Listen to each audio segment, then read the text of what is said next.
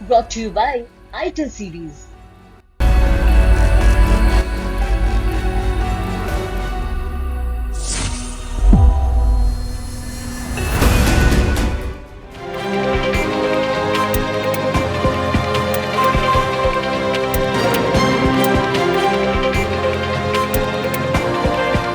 नमस्कार, स्वागत है आपका। मैं हूं कुमार अभिषेक।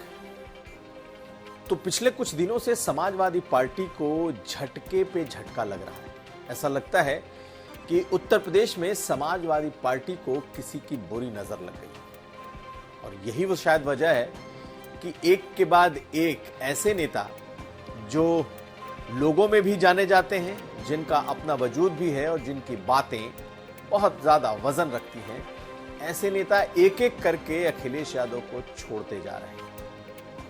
पल्लवी पटेल से लेकर स्वामी प्रसाद मौर्य तक ये तो हो गया, लेकिन नया नाम जुड़ा है सलीम शेरवानी का। जी हां, सलीम शेरवानी 5 बार के सांसद हैं, जिसमें से 4 बार वो समाजवादी पार्टी के टिकट पर और 1 बार कांग्रेस पार्टी से जीते। बहुत लंबा उनका इतिहास है। इलीट मुस्लिम माने जाते हैं, क्योंकि ऐसे नेता के तौर पर उनकी पहचान है जिसकी एक अपनी पैठ, अपनी फॉलोइंग, नो नॉनसेंस लीडरशिप की बात की जाए तो उस तरीके का के मुस्लिम नेता रहे।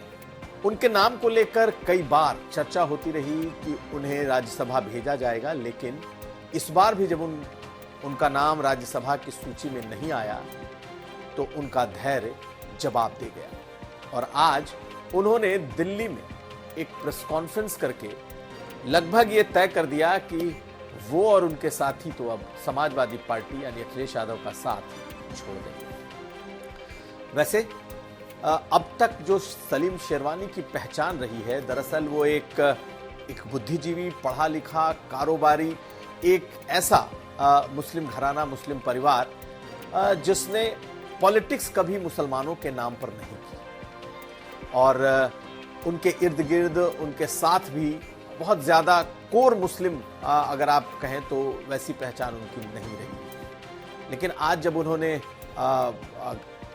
महासचिव पद से इस्तीफा दिया तो उन्होंने बहुत सारी बातें कही और जिसमें ये कहा कि वर्तमान समय में वो अपनी कम्युनिटी के लिए कुछ खास समाजवादी पार्टी में रहकर नहीं कर पा रहे हैं और उनकी पार्टी भी मुसलमानों पर इस वक्त जो चीजें हो रही हैं उसके इश्यूज नहीं उठा पा रही।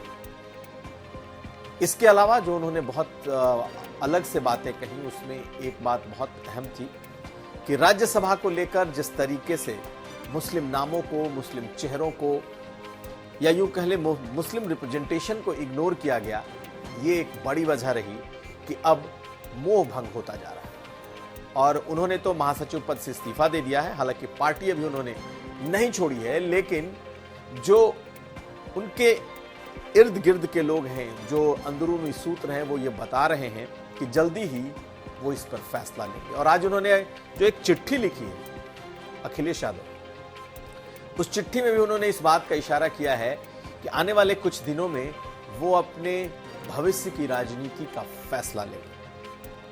पीडीए पर भी सवाल उठाया है कि भाई राज्यसभा की सूची में जब एक भी मुस्लिम का नाम नहीं है तो फिर कौन सा पीडीए। तो कुल मिलाकर के अखिलेश यादव को तो चारों तरफ से घेरने की एक पूरी कोशिश और उनके साथ भी बहुत सारे ऐसे लोग थे जो निश्चित तौर पर समाजवादी पार्टी को अच्छा नहीं लगेगा जब राष्ट्रीय पदाधिकारी स्तर के कई नेता आज उनके साथ दिखाई दिए।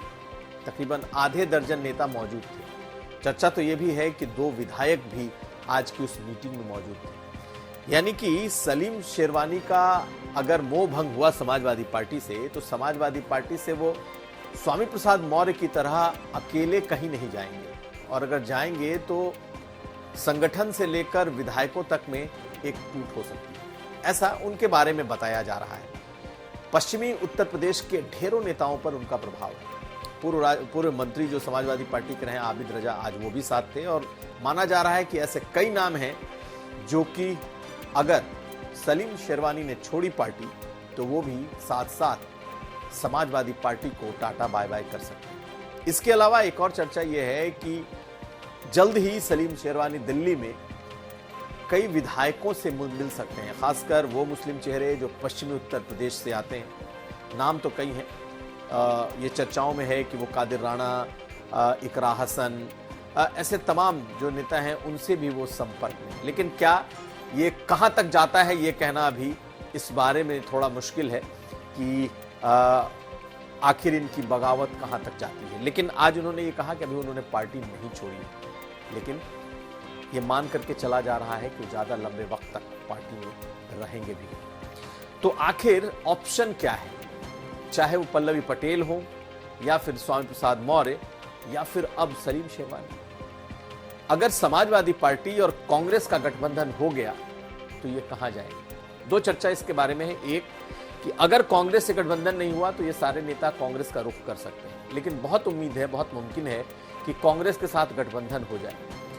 इस मीटिंग में ढेरों नेता थे, ऐसे नेता थे जो इनके इर्द गिर्द थे, पार्टी के संगठन के बड़े पदों पर हैं, विधायक हैं, और उनमें से कई लोगों की ये आवाज थी कि बीएसपी को टटोला जाए, यानी बीएसपी के साथ चला जाए, बीएसपी ज्वाइन की जाए। इस तरह की बात हुई और एक अपील की गई है कि पश्चिमी उत्तर प्रदेश में मायावती का जो गठबंधन है वो कारगर होगा बनिस्पत की अकेले लड़ने के या कांग्रेस के साथ जाने के। उसकी वजह यह है कि अब आरएलडी भी नहीं है और पश्चिमी उत्तर प्रदेश में अखिलेश यादव का ऐसे भी कोई बहुत बड़ा जनाधार नहीं है, तो क्यों ना बीएसपी की ओर चला जाए। और ये अपील आज उस मीटिंग में की गई है। अब ये देखना होगा कि क्या इनके पास ऑप्शन इसके अलावा भी है। हालांकि आज की मीटिंग में प्रधानमंत्री मोदी के बारे में भी चर्चा हुई है और खुद कहा है सलीम शेरवानी ने कि आज के समय में मोदी का कद इतना बड़ा हो चुका है कि उन्हें हराना लगभग नामुमकिन है और अखिलेश यादव के बूते की बात उत्तर प्रदेश में रोकना नहीं है, यानी अखिलेश यादव ने उत्तर प्रदेश में नहीं रोक पाए। तो बहुत सारी ऐसी बातें निकल करके आई हैं जिसके बाद से अब ये बिल्कुल क्रिस्टल क्लियर होता जा रहा है कि पार्टी के भीतर, समाजवादी पार्टी के भीतर एक बड़ा धड़ा नाराज हो रहा है। और अगर ऐसे ऐसे करके टुकड़ों में लोग निकलते रहे, 2-2, 3-3 दिनों पर कोई बड़ा नाम इस तरीके से पार्टी पर, पार्टी की नीतियों पर सवाल उठाता रहा, तो ये अखिलेश यादव को भारी भी पड़ सकता है।